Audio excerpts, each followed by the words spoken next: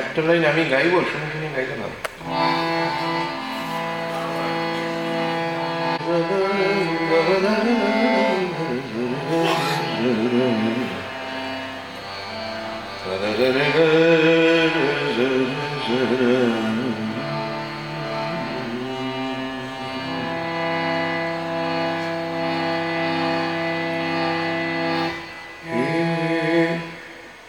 हे आनंद विवेकानंद, हे महाजोगी राज,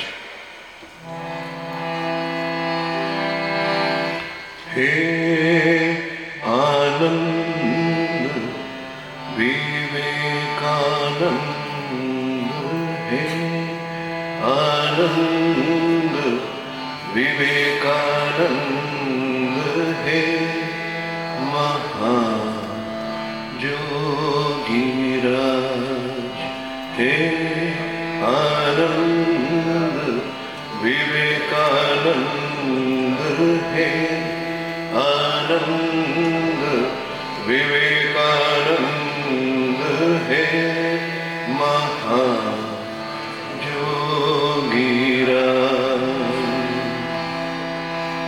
কেউ গাইছে? কে গাইছে?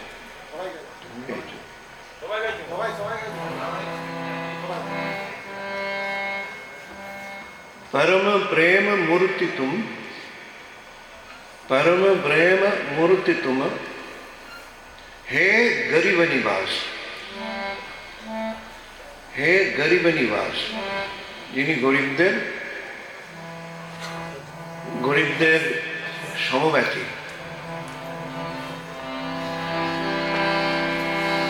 परम प्रेम मूर्ति तुम, परम प्रेम मूर्ति तुम, हे गरीब निवास, हे आनंद विवेकानंद, हे आनंद विवेकानंद, हे महाजोगीराज।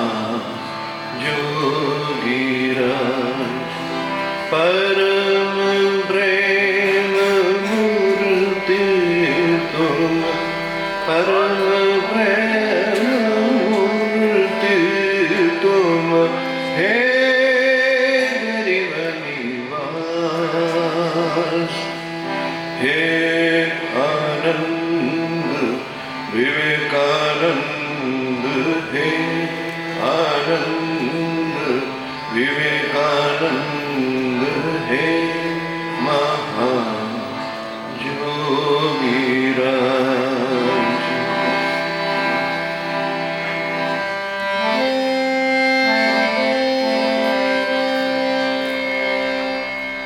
रामकृष्ण तनय तुम, शारदा प्राणाराम। रामकृष्ण तनय तुम, ठाकुरेर सन्तान शारदा प्राणाराम। भारत की आत्मा तुम, अंदर की आवाज। रामकृष्ण तनय तुम, रामकृष्ण तनय तुम, शारदा प्राणाराम।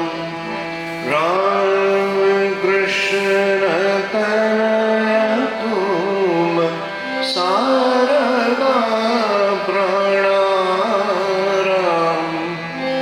भारत की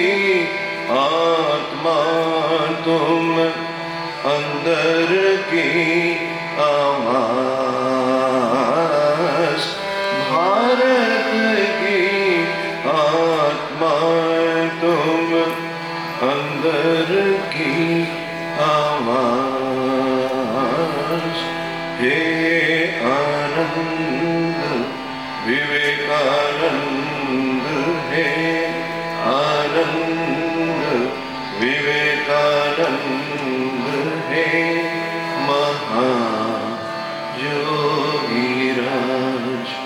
हे आनंद विवेकानंद हे आनंद विवेकानंद हे महायोगीराज परम प्रेम मूर्ति तुम परम प्रेम मूर्ति तुम हे गरीब निवास हे आनंद विवेकानंद हे आनंद विवेकानंद हे महायोगीराज राम कृष्ण तनय तुम राम कृष्ण तनय तुम सारदा प्राणाराम राम कृष्ण तनय तुम सारदा प्राणाराम भारत की आत्मा तुम अंदर की आवाज भारत की आत्मा तुम अंदर की आवाज हे आनंद विवेकानंद हे आनंद विवेकानंद हे महायोगीराज हे आनंद विवेकानंद हे आनंद विवेकानंद हे महायोगीराज।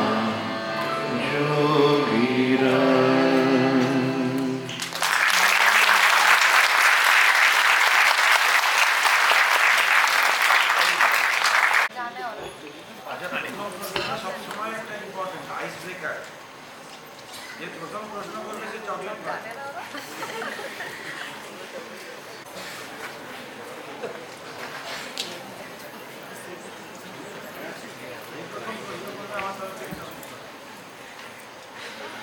বিশেষ করে আমাদের সঙ্গে তো বলছি যে আমরা পথ ছাড় মহারাজ যে বাচ্চারা বিশেষ করে যারা স্টুডেন্ট তাদেরকে সঙ্গে এসে কাজকর্ম করতে বললেও তাদের সেই রকম ধরনের মানসিকতা নেই এবং তারা আসতেও চাইছে না।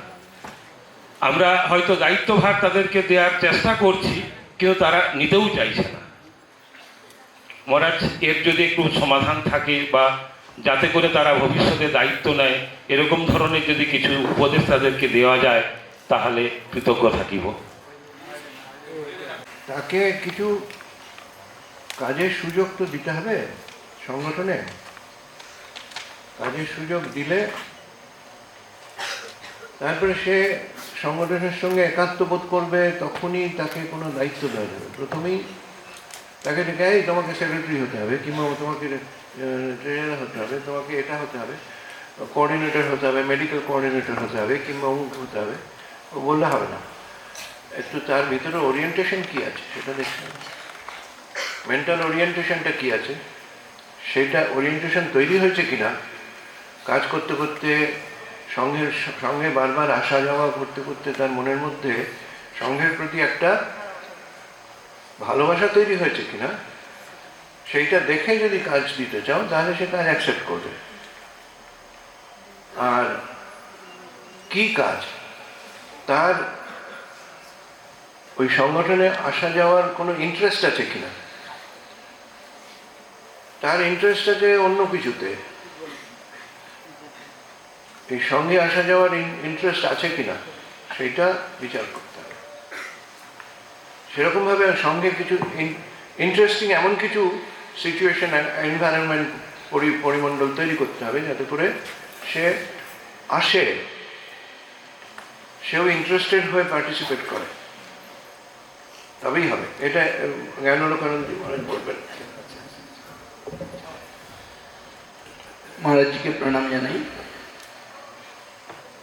আমার মনে হয় ছোটরা অনেকে খেলাধুলা পছন্দ করেন, আশ্রমের মধ্যে যদি ওরা এসে ওই খেলাধুলার চর্চা করতে পারে, শরীর চর্চার করতে পারে, আঁকা এগুলো সমস্ত শিখতে পারে, আবৃত্তি এগুলো অনুশীলন করতে পারে, এরকম কতগুলো সুযোগ সৃষ্টি করা। কম্পিউটার যদি থাকে, সে কম্পিউটারের শিক্ষা তারা যদি আশ্রমে এসে বা যে সংগঠন সেখানে তাদের প্রয়োজন দেখে সেগুলো যদি কিছু করা যায় তাহলে হয়তো বেশি সংখ্যায় আসবে।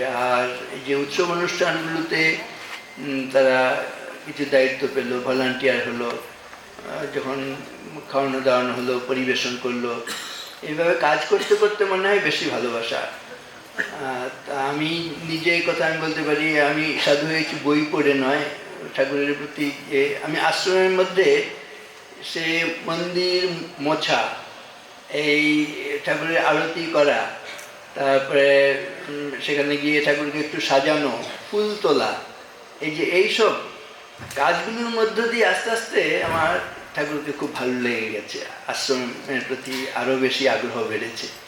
তা সেটা এরকম মনে হয় কোনো কাজের সঙ্গে যুক্ত। আমাদের একটা বালক সংঘ হয়েছে আজকে, বালক সংঘের এবং কন্যা সংঘের, বালক সংঘের ছেলেরা তাদের অভিভাবকরা আজকে কামারপুকুরে এসছেন, আজকে সকালবেলা 6টা থেকে বেরিয়ে ওরা এসছে, আমাদের বছর 2 চলছে। ওরা রবিবার কখন আসবে সেজন্য মুখিয়ে থাকছে, কারণ এখানে এসে তারা একটু ওই চত্বর, স্বামীজির বাড়ি চত্বরটা মানে এমন কিছু বড় না, আপনারা যারা গেছেন দেখেছেন, স্বামীজি যেখানে খেলাধুলা করতেন ছেলেবেলায় তাদের উঠোনটা, কিন্তু ওইটুকু জায়গায় একটু ওরা মানে শরীর চর্চা করবে, একটু বসে কোনো একজন স্যার হোক, কোনো একজন কেউ কিছু হোক, বা নিজেরা কিছু একটা পারফর্ম করবে। তা ওরা আসে সকালবেলায় রবিবার করে, একটু প্রথমে চ্যান্টিং করে, একটু গান করে, শরীর চর্চা করে, তারপরে স্বামীজির কথা একটু বলে বা শোনে। এটা এইভাবে করে মানে আমাদের তো 2 বছর যত দিন যাচ্ছে আগ্রহ বাড়ছে, আকর্ষণ বাড়ছে। সেখানে ছেলেরা এবারে পুজো করলো, মানে 2 বছর থেকে সরস্বতী পূজা ওদেরকে দায়িত্ব দেওয়া হয়েছে, ওরা পুজো করছে। ভলান্টিয়ার, আমাদের এতদিন ভলান্টিয়ার খুঁজে পাওয়া যেত না, কিন্তু এখন মানে প্রতি বছর যে স্বামীজির জন্মোৎসব হচ্ছে, সারাদিন সুকিপিংয়ের কাজ, যখন যেটা ভলান্টিয়ারের আমাদের কোনো অভাব নেই। এটা একটা সাস্টেনেবল একটা কিছু প্রোগ্রাম, যেটা সারা বছরে হঠাৎ একদিন করে একটা প্রোগ্রাম হলো, ওটা হয় না। একটা সাস্টেনেবল প্রোগ্রাম যদি যোগাসনের ক্লাস হয়, সারা বছর ধরে একটা, সে তাতে অল্প মানুষ আসুক, তাতে কিছু এসে যায় না। আমরা হয়তো 4-5 দিন শুরু করেছি, কন্টিনিউয়াস একটা প্রোগ্রাম যদি থাকে তাহলে সেটার এফেক্টটা বেশি হয়। দূর দূরান্ত থেকে ছেলেরা চলে আসছে আমাদের এখানে। এখানে বর্ধমানের একটি সংগঠন আছে, তার মেম্বাররা কিছু কিছু এসছেন, পাড়াতল অঞ্চল বিবেকানন্দ, রামকৃষ্ণ বিবেকানন্দ কি পাড়াতল অঞ্চল স্বামী বিবেকানন্দ সেবাশ্রম, হ্যাঁ, সেখান থেকে। তোমার ভালো নামটা কি? আমি বিনা নামটা জানি, ভালো নামটা কি? বিশ্বনাথ পাত্র। বিশ্বনাথ পাত্র। আর লক্ষণ আছে, আর পীযুষ এসছে। পীযুষ কই? ও না, বিশ্বনাথকে বলি। বিশ্বনাথ আরো বড় সংগঠনের সঙ্গে যুক্ত ছিল। একটু এই সমস্যাটা কি, এদিকে উঠে এসো, এই সমস্যাটা কিভাবে মেটানো যায়?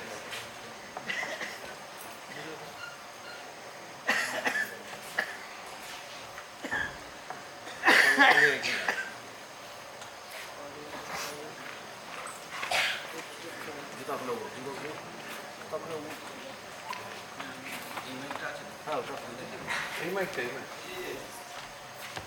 দাঁড়াই করে দাঁড়াই করে দাঁড়াই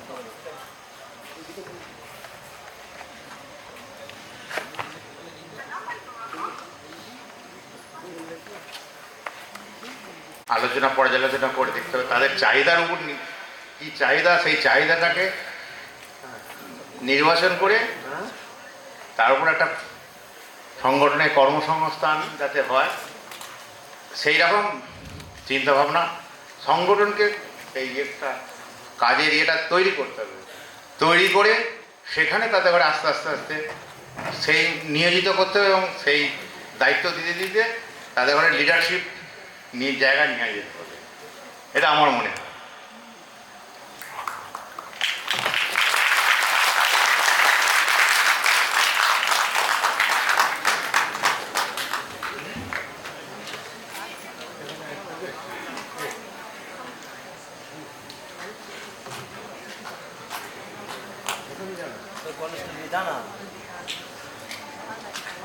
আচ্ছা, এই প্রসঙ্গে একটা কথা আমি দুটো কথা বলবো। এক হচ্ছেন যিনি প্রশ্নটা করলেন খুবই ভালো প্রশ্ন, কিন্তু তার মধ্যে উত্তরটা তো দেওয়ার জন্য পেছনে ওরা বসে আছে। যাদের প্রশ্ন করা যে যুবকরা কেন আসছে না, তারা তো ওদিকে পেছনে বসে আছে। মাইকটা নিয়ে ওদের কাছে দাও, ওদের থেকে উত্তরটা শুনি যে কেন তারা এগিয়ে আসছে না, তাই না? তাদের থেকে উত্তরটা দেওয়া দরকার। জেনারেশনটা তো মোবাইল এইসব নিয়েই মেতে আছে, তাহলে তারা তো আর ঠাকুরের দিকে কোনো বা আশ্রমের দিকে যাওয়ার প্রয়োজনই মনে করছে না। খেলাধুলো করার জন্য যে মাঠ ছোটদের, সেটাই তো আর ছোট ছোট ছেলে মেয়েদের দেখা যায় না। তারা 2 থেকে 3 বছর বয়সে, যেই বয়সে আমরা খেলাধুলা করেছি সেই বয়সে এখন বাচ্চারা হাতে মোবাইল পেয়ে গেছে, তাহলে তারা সেদিকে যাবে কেন? ঠিক সেদিকে যাবে কেন? তো তাদের জন্য খেলাধুলো, যেটা একজন বলছিলেন, তাই হতে পারে, সেদিকে দেখতে হবে। সেটা তো অভিভাবকদের দেখতে হবে না, তারা সেই বয়স থেকে যাতে তাদের হাতে মোবাইলটা দেয়। সেই জন্য আমি প্রথমেই বলেছিলাম মা বাবার এবং সমাজের বিশাল একটা দায়িত্ব থাকে, সেখানে সবাই মিলে বসে এটাকে ঠিক করতে হবে।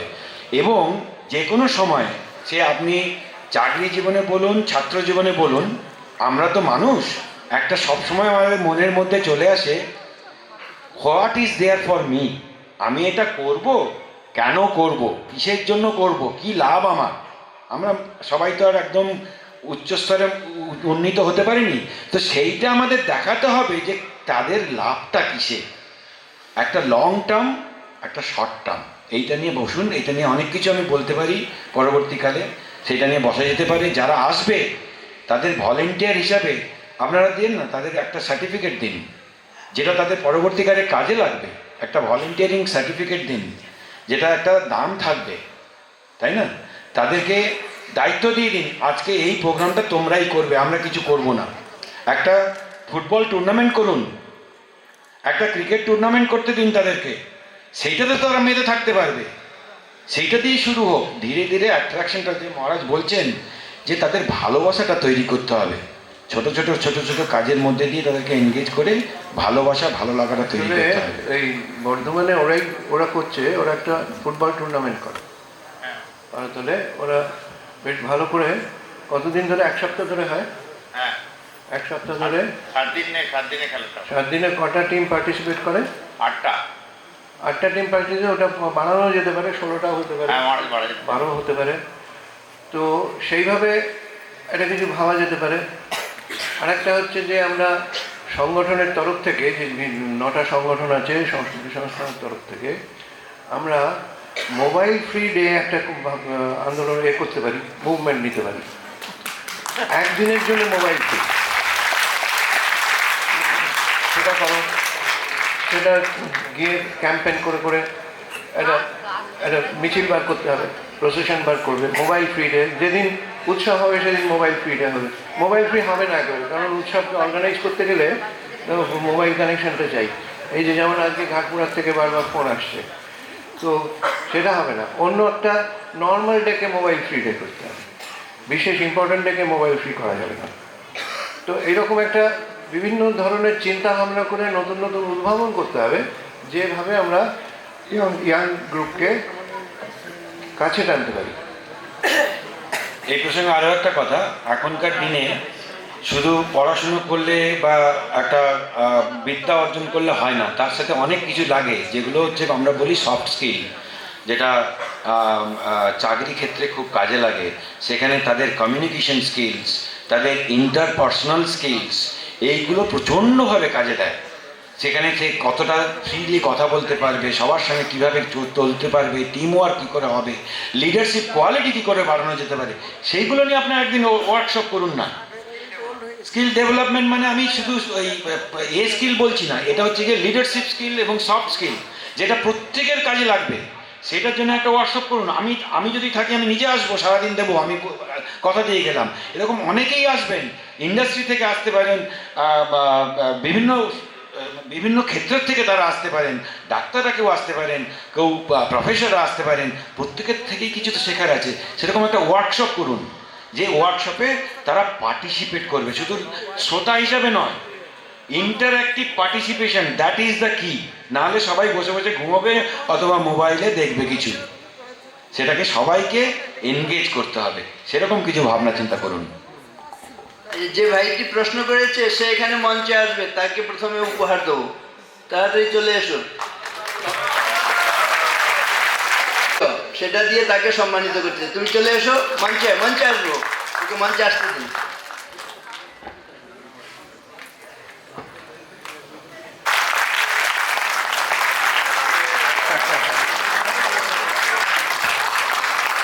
সময় প্রশ্ন করলে তার যে পুরস্কার, অর্থাৎ যে কাজটা যখন করা দরকার মহারাজ প্রথমেই বলেছিলেন, সেই ফল আমরা হাতে নাতেই দেখতে পেলাম। সকলকে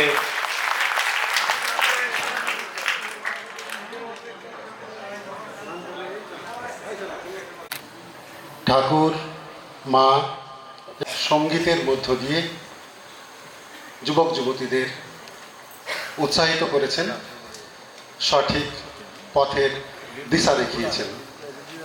তবে ধন্যবাদ দেওয়ার মানে আমি ধন্যটাকে বাদ দিচ্ছি না, আমি নিজে ধন্য আজকের এই রকম একটা অনুষ্ঠানে, যেখানে চন্দ্রকোনা রোড শ্রীরামকৃষ্ণ বিবেকানন্দ সংস্কৃতি সংস্থানের রজত জয়ন্তী বর্ষ উদযাপনের উদ্বোধনের দিন।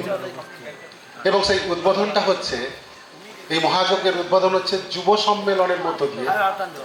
এইরকম একটা অনুষ্ঠানে ধন্যবাদ জ্ঞাপন করার দায়িত্ব পেয়ে আমি নিজেকে সত্যিই ধন্য মনে করছি। আমরা আমাদের চন্দ্রকোনা রোড শ্রীরামকৃষ্ণ বিবেকানন্দ সংস্কৃতি সংস্থান এবং একই সঙ্গে যে 9টি সহযোগী সংগঠন আছে, পাঠচক্র আছে, তাদের সবার তরফ থেকে প্রণাম জানাই, ধন্যবাদ জানাই স্বামী সর্বকানন্দজি মহারাজকে। আপনারা শুনেছেন কথা বারবার যে সংস্কৃতি সংস্থান আসলে তারই পরিকল্পনার ফসল। আমরা ধন্যবাদ জানাই স্বামী একব্রতানন্দজিকে। মহারাজের একটা কথা আমার মনে পড়ছে, কাদরার যুব সম্মেলনে শুনেছিলাম যে যুব সম্মেলনগুলোকে উনি টিকাকরণ সম্মেলন মনে করেন, টিকাকরণ প্রোগ্রাম যুবকদের। সত্যি একটা অসাধারণ ভাবনা।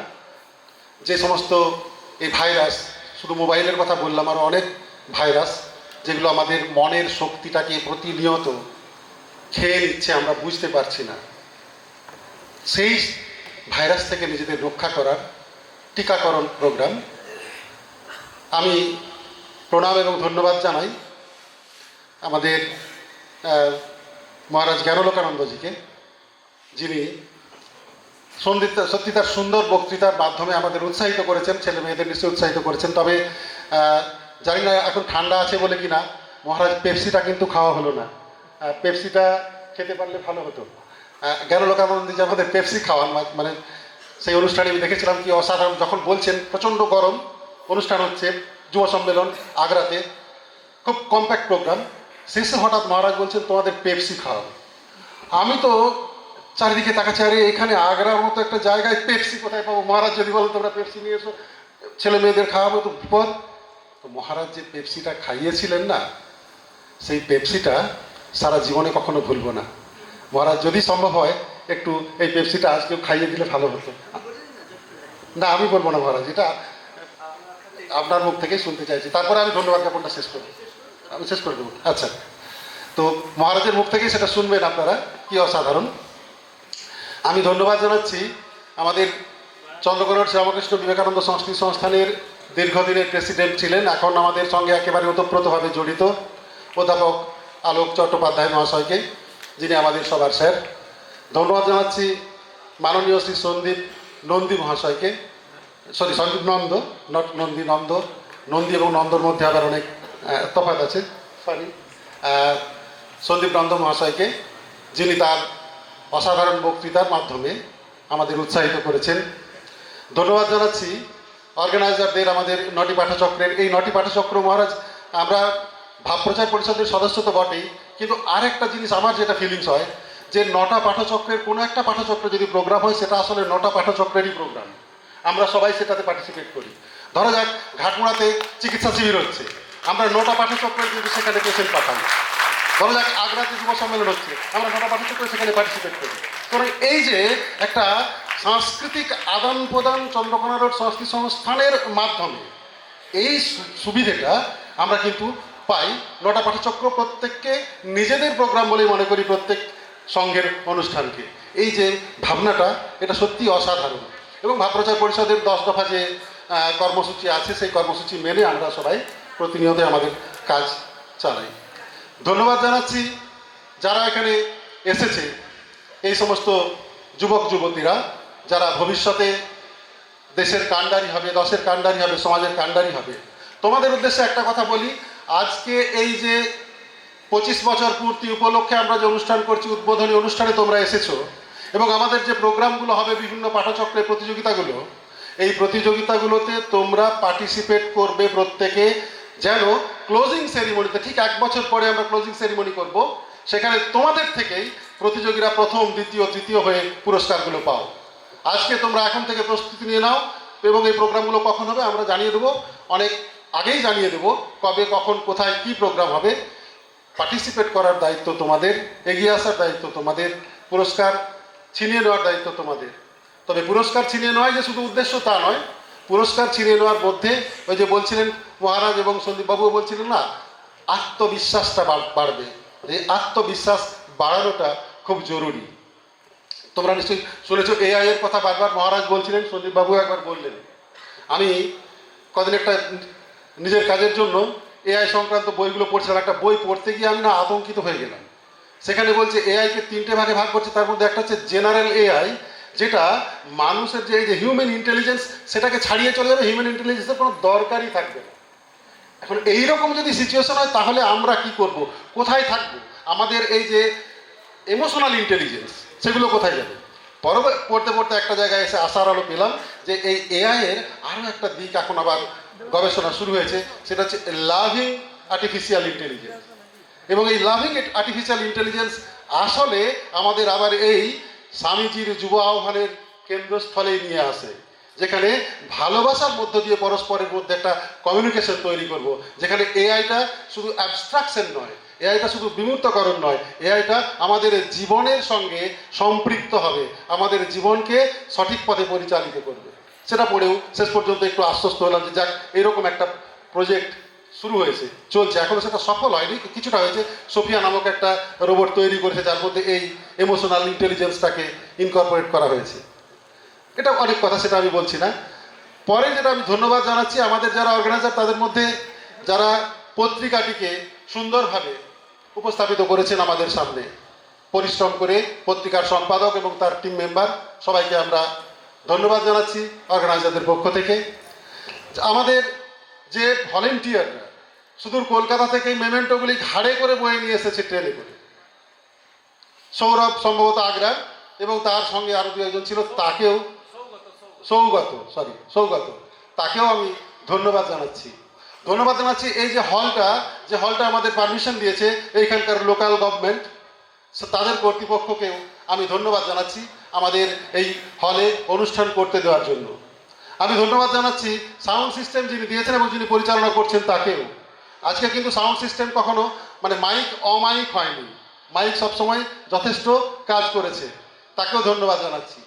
আগাম ধন্যবাদ জানিয়ে রাখছি যারা আমাদের দুপুরের মধ্যাহ্ন ভোজন প্রস্তুত করছেন, সকালে টিফিন খাইয়েছেন, অক্লান্ত পরিশ্রম করে, সেই মাননীয় অমর পাল এবং তার টিমকে আমরা ধন্যবাদ জানাচ্ছি। এই এলাকার সমস্ত সহৃদয় মানুষকে যাদের সহযোগিতা ছাড়া আমরা কখনো এই ধরনের অনুষ্ঠান অর্গানাইজ করতে পারতাম না। আর একটা কথা যেটা মহারাজ বলছিলেন যে সংস্কৃতি সংস্থান যেন স্পোর্টস বা ইভেন্ট করার মতো কিছু পদক্ষেপ নেয়, আমিও সেটা ভাবছি। আমরা অনুরোধ করবো আমাদের যারা কর্তৃপক্ষ আছেন তাদের কাছে যে সংস্কৃতি সংস্থানের পক্ষ থেকে যেমন একটা স্পোর্টস প্রতিযোগিতা, সমস্ত পাঠচক্র সেই স্পোর্টসে তাদের যুবকদের নিয়ে প্রতিযোগিতায় অংশগ্রহণ করবে। একটা সাংস্কৃতিক প্রতিযোগিতা অর্গানাইজ করতে বলছি সেন্ট্রালাইজডভাবে, যেটা একটা যেটা সারা বছর যে প্রোগ্রামটা হচ্ছে সেখানে এসে তাদের পুরস্কার দেওয়া হবে। আমি আশা করি যারা এখানে আছেন তাদের সবাইকে আমার শ্রদ্ধা জ্ঞাপন করতে পেরেছি, ধন্যবাদ জ্ঞাপন করতে পেরেছি। সুদূর পাড়াতল থেকে যারা এসেছেন তাদেরও আমি শ্রদ্ধা জ্ঞাপন করছি, ধন্যবাদ জ্ঞাপন করছি। আমাদের যারা সব সময় সঙ্গে থাকেন, ডাক্তার দিদিমণি, ডাক্তারবাবুরা, তাদের এবং আমাদের যারা ওয়েল উইসার্স তাদের সবাইকে আমি ধন্যবাদ জ্ঞাপন করছি। শেষে আমি ধন্যবাদ জ্ঞাপন করছি আমাদের সবার কাছে, যাতে প্রত্যেকের উপর ঠাকুর মা স্বামীজির আশীর্বাদ বর্ষিত হয়। ধন্যবাদ। বানানটা হচ্ছে এরকম PEPSI। P stands for pray well, ভালোভাবে প্রার্থনা করব আমরা। E for ইট-ওয়েল। ইট-ওয়েল সম্বন্ধে একটু ভাবতে হবে, আমরা কম খেয়ে বেশি ভুগি না বেশি খেয়ে বেশি ভুগি, কোনটা সত্য? একসঙ্গে বলবেন, many dishes make many diseases. খাওয়ার সময় নিমন্ত্রণ বাড়ি গেলে অনেক ডিশ পেলে খুব আনন্দ হয়, কিন্তু যতগুলো ডিশ ততগুলো ডিজিজ ছাড়া কিছু নয়, এটা ভেবে খাবো, তাই না? আমরা খাবারগুলো খাবো, খাবারগুলো যেন আমাদের না খায়। আমরা মদ খাই না, মদ আমাদের খায়, ঠিক কি না? আমরা ড্রাগ নিই না, ড্রাগন হয়ে আক্রমণ করে, ড্রাগনের হাত থেকে রক্ষা পাওয়া যায় না। ইট-ওয়েল। পি ফর প্লে ওয়েল, শক্তিশালী হতে হবে, স্বামীজি চেয়েছিলেন। এস ফর স্টাডি ওয়েল, সবাই বলে।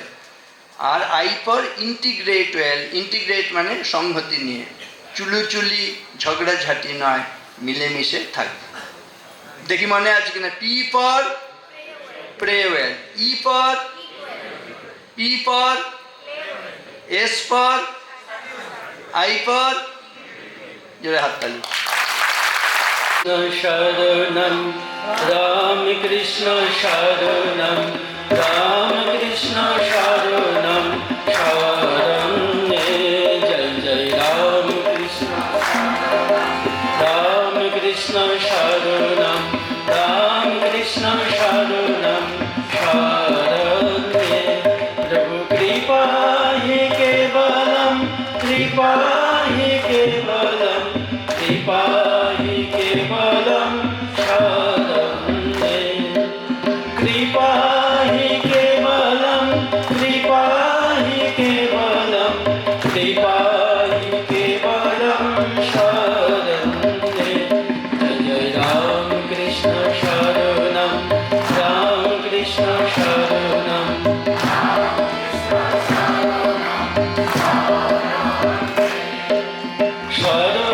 শরণাগতহম শরণাগতহম শরণাগতহম শরণ্যে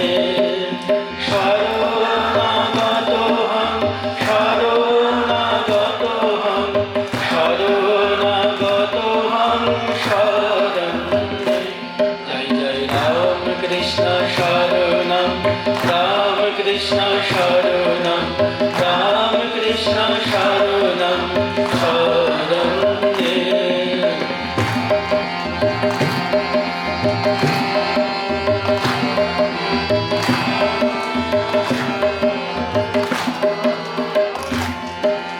নমো শ্রী গুরবে নমো শ্রী গুরবে নমো শ্রী গুরবে নমো নমো নমো শ্রী গুরবে নমো শ্রী গুরবে নমো শ্রী গুরবে নমো নমো জয় জয় রাম কৃষ্ণ শরণম রাম কৃষ্ণ শরণম রাম কৃষ্ণ শরণম শরণ্যে রাম কৃষ্ণ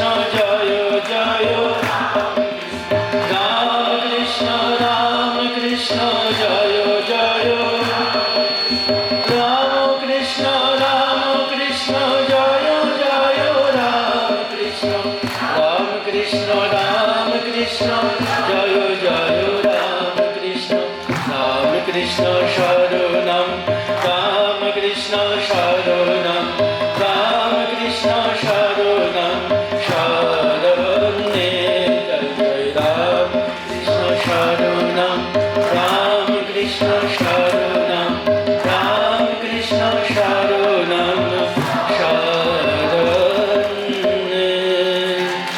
জয় জয় ভগবান শ্রী রামকৃষ্ণ देव की जय जय स्वामी जी महाराज जी की जय जय गंगा माई की जय।